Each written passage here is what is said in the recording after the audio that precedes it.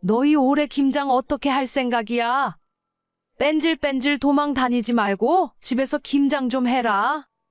작년에도 그러시더니 또 이러시네요. 저희 김장 안 해도 된다니까요? 친정에서 알아서 보내주시고 모자란 건 사 먹으면 돼요.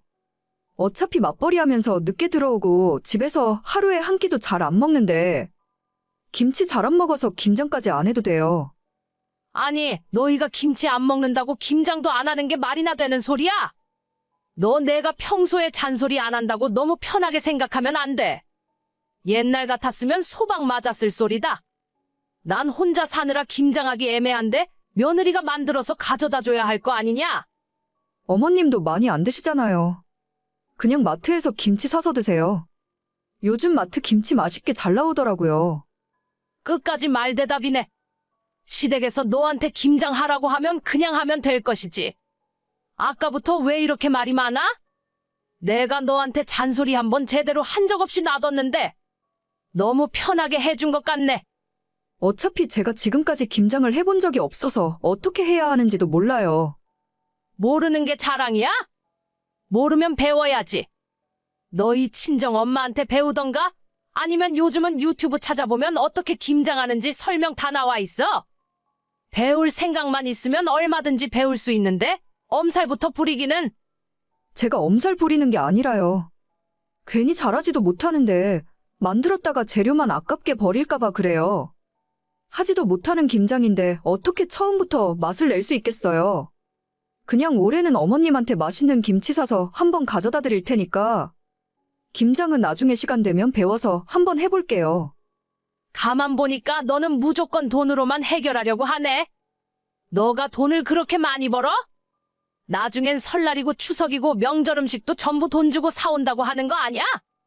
제가 하기 싫거나 돈이 많아서 그러는 게 아니고 괜히 했다가 맛이 없을까봐 그러죠.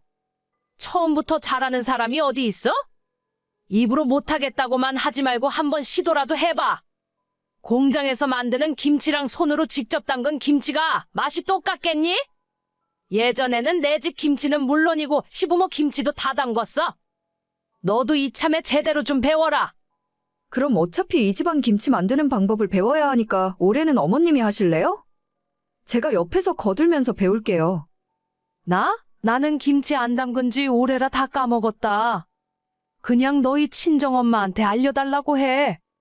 그럼 어머님이 만드는 김치랑 제가 친정엄마한테 배워서 하는 김치랑 맛이 완전히 다를 텐데 마트에서 김치 사 먹는 거나 뭐가 달라요?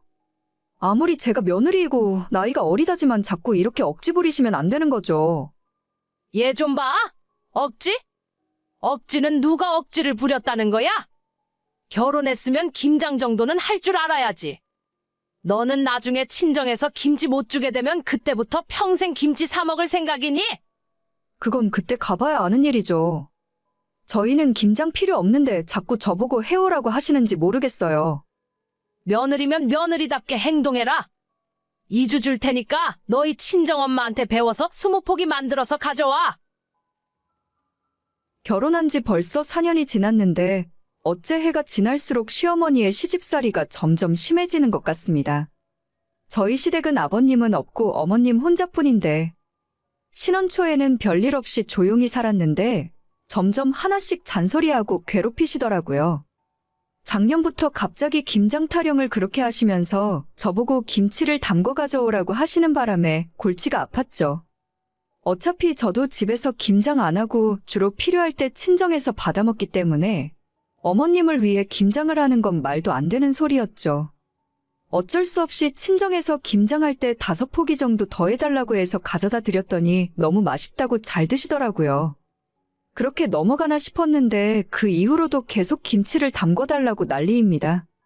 저희 엄마한테 본인이 직접 달라고 할 수가 없으니까 저보고 친정에 김장하는 법을 배워서 가져다 달라 하네요. 도저히 김장은 하기 싫고 어떻게 할까 고민하다가 결국 마트에서 파는 김치를 사다가 전부 김치통에 옮겨 담았어요. 그렇게 어머님 댁에 제가 직접 만들었다 하면서 10포기를 가져다 드렸고 솔직히 김치값만 해도 만만치는 않았습니다. 이번에 만들어다 준 김치 진짜 맛있던데. 너 이렇게 잘하면서 지금까지 왜 엄살 부리고 있었던 거냐? 친정엄마한테 잘 배웠나 봐. 내가 만든 것보다 훨씬 맛있다. 앞으로 우리 집 김치는 전부 너한테 다 맡기면 되겠다. 그 김치가 입에 맞으셨다고 하니까 다행이네요. 사실은 그거 제가 직접 담근 게 아니라 마트에서 사온 거예요. 어디 브랜드인지 알려드릴 테니까 다 드시면 마트 가서 사다 드시면 돼요. 뭐? 이게 마트 김치라고? 지금 너 나랑 뭐 하자는 거냐? 내가 너한테 김장 해오라고 했지? 언제 사오라고 했어? 아니, 어차피 맛있게 드셨잖아요. 제가 만들었건 아니건 그게 뭐가 그렇게 중요해요.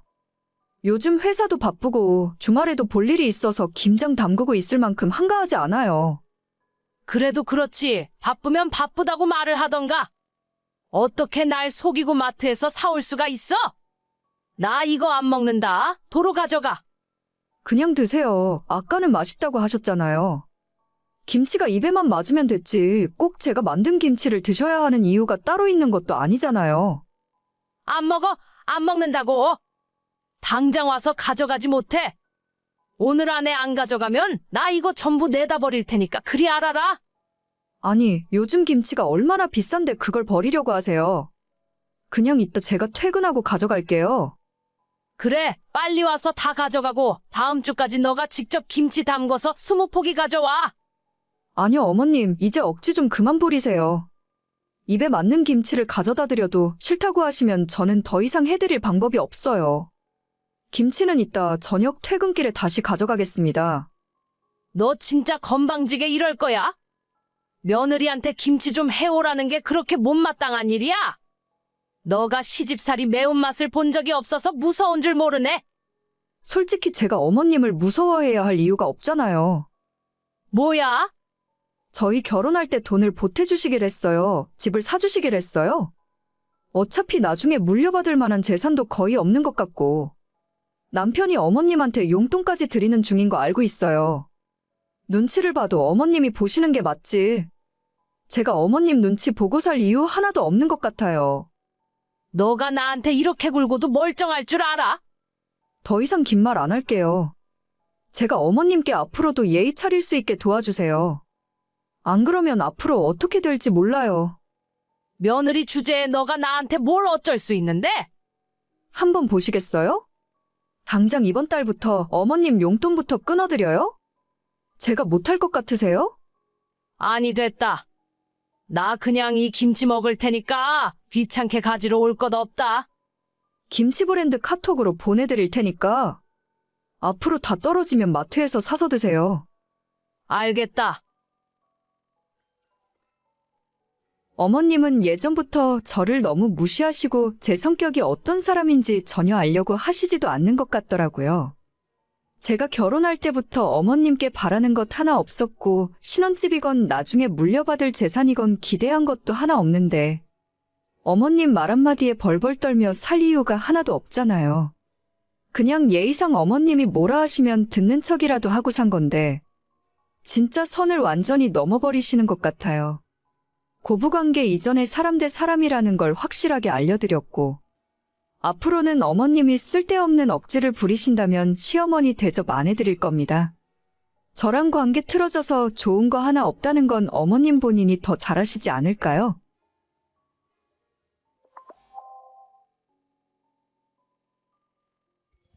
몸은 좀 괜찮아. 병원은 갔다 왔고? 이젠 괜찮아. 병원에서도 큰 머리만 안 하면 아무 이상 없대. 여보, 우리 또 해봐야겠지?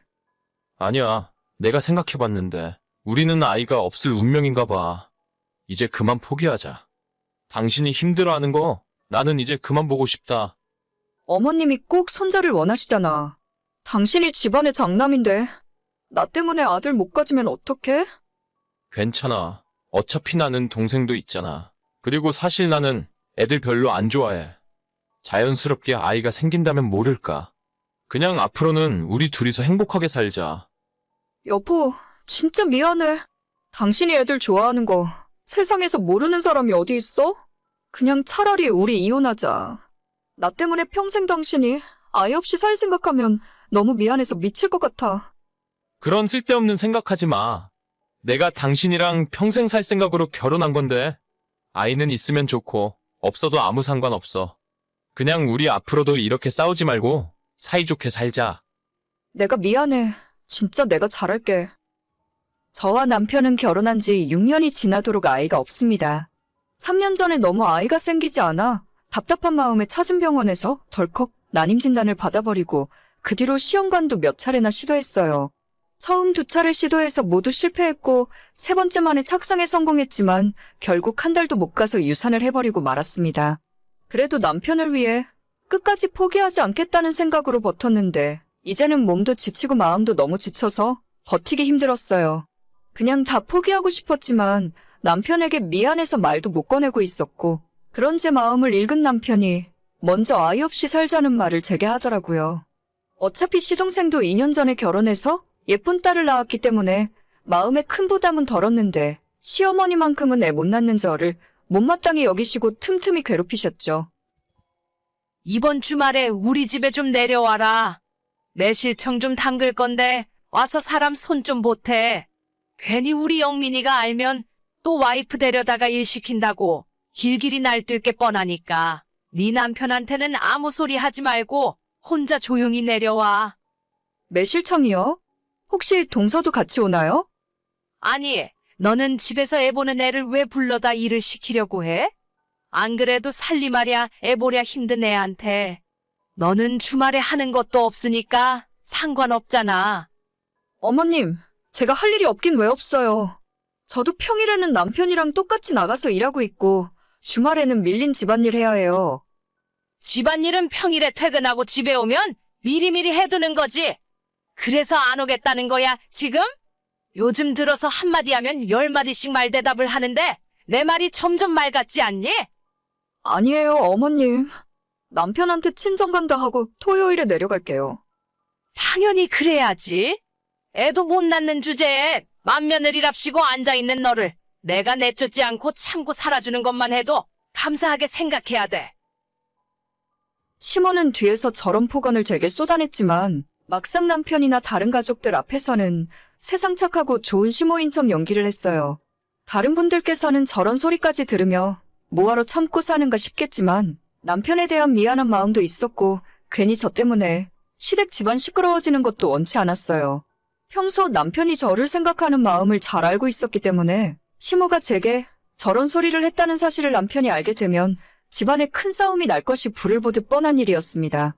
이게 다 내가 아이를 못 낳기 때문에 생긴 일이고 전부 내 잘못으로 느껴졌기 때문에 참고 넘기는 것이 능사라고 생각했죠.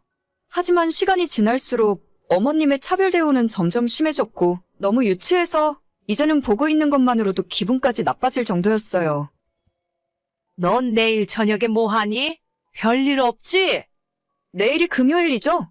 퇴근하고 집에 오면 그냥 밀린 빨래나 좀 하려고요. 왜요? 무슨 일 있으세요? 왜요는 무슨? 그러면 너 별일 없는 거지? 다른 게 아니고 너 내일 저녁에 조카 좀 몇 시간만 봐줘야겠다. 조카를 제가요? 동선에 집에 무슨 일이라도 생겼나요? 얘는 뭘 하나 시키면 꼬치꼬치 물어보는 게 많은지 몰라.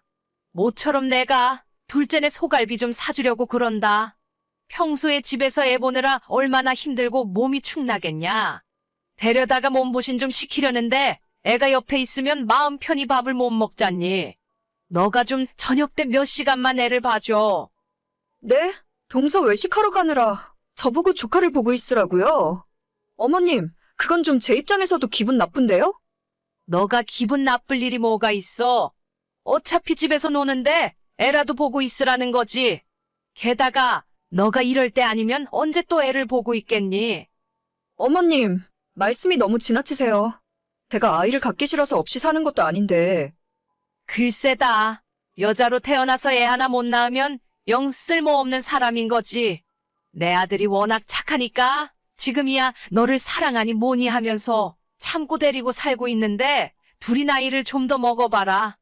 애 없이 부부끼리 사는 게 뭐가 재미있나. 나중에 울고불고 매달려봤자 그땐 소용도 없다. 너도 이제 소꿉놀이 그만하고 마음의 준비를 하는 게 낫지 않니? 저희 남편은 그렇게 생각 안 할 거예요. 괜히 이상한 소리 하지 마시고 조카도 제가 볼 생각 없으니까 그리 아세요. 어휴, 저런 성질도. 저런 모습을 우리 영민이가 알아야 하는데. 시모와 연락 끊고 나서 너무 속이 답답해서 열불이 나더라고요.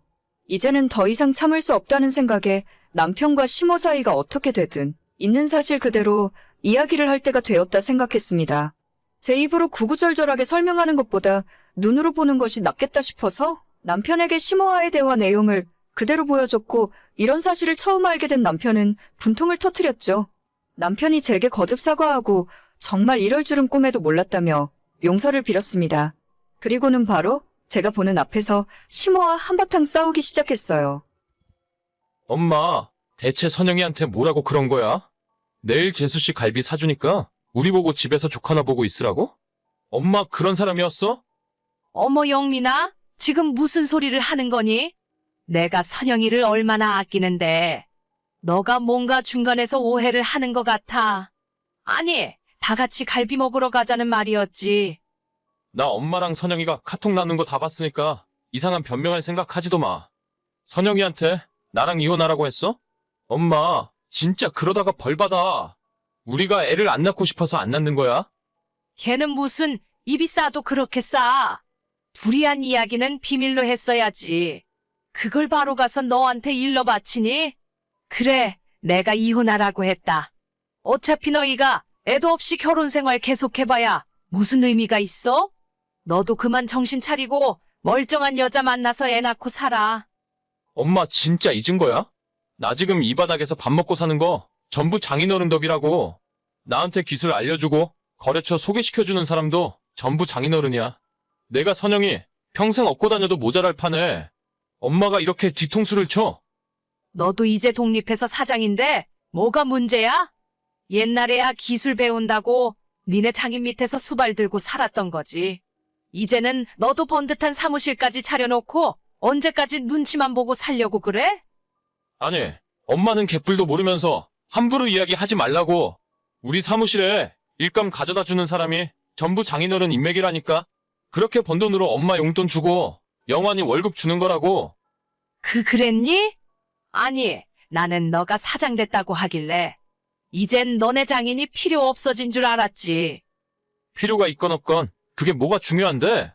나처럼 아무것도 모르는 사람 데려다가 기술 가르쳐주고 사장 소리 듣게 만들어줬는데 평생 은인으로 모시지는 못할 망정 나보고 뒤통수 치라고?